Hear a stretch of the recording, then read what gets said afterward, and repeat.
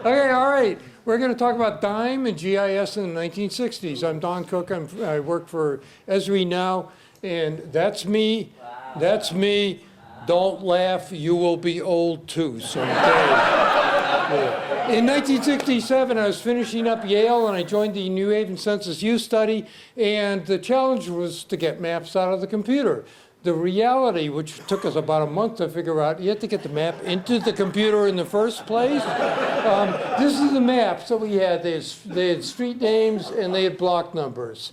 And we had to computerize that and make maps of them. So here's the first thing we did. We had this Metro map, which you just saw, and we had an address coding guide. What that gave you was address ranges. For example, here's Denver Street here. Here's this address range. It's the 500 to 599 range. It's in block 205. So obviously, all you got to do is put coordinates on, you know. And this is what you do. So, you know, here's Cedar Brook. You put a coordinate there. You put a coordinate there. And here's Denver. You put coordinates all like that. Well, you know what? It's not all that great.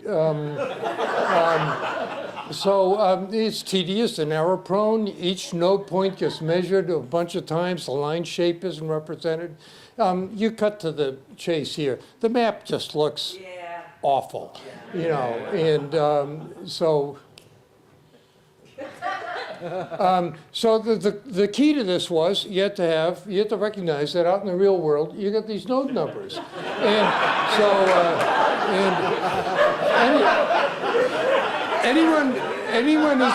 anyone who's a car nut like me knows that picture was taken a long time ago there. So once you got node numbers, it's really simple. So let's look at Glenbrook here. So Glenbrook goes from 198 to 204. When you look in that direction, you got 202 on the left and 205 on the right, you know. And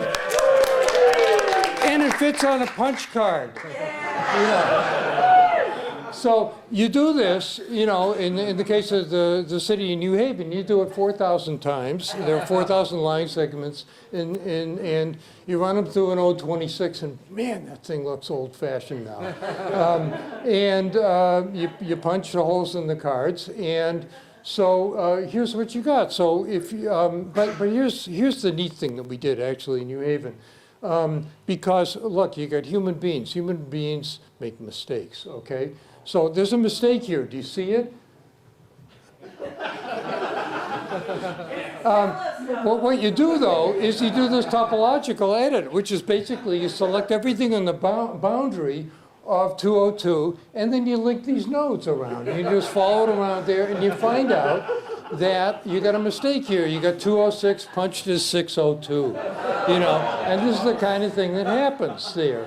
And so you correct each error, and you do that by pulling the card out of the box and duplicating it up to that point, typing in the new one, duplicating the rest, putting it back in, and you rerun it. And this is typical. 35% the first time have got errors, and you get it down to 5 to 8, down to 3 errors, and down to no errors. And then you're done. You're ready to digitize. Notice we haven't talked about coordinates yet, which is kind of interesting for maps. So now you got these node numbers, so you just get an XY coordinate for each node.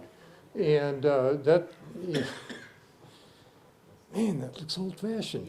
You know, this is, but anyway, once you do it, you fix the errors at the text plot. Usually these are duplicate node numbers that show you the errors. And then here are the kind of maps that we were making. And, you know, we made them on a 1403 line printer, taped them together. We got that color map was made by actually putting colored carbon paper on the printer there.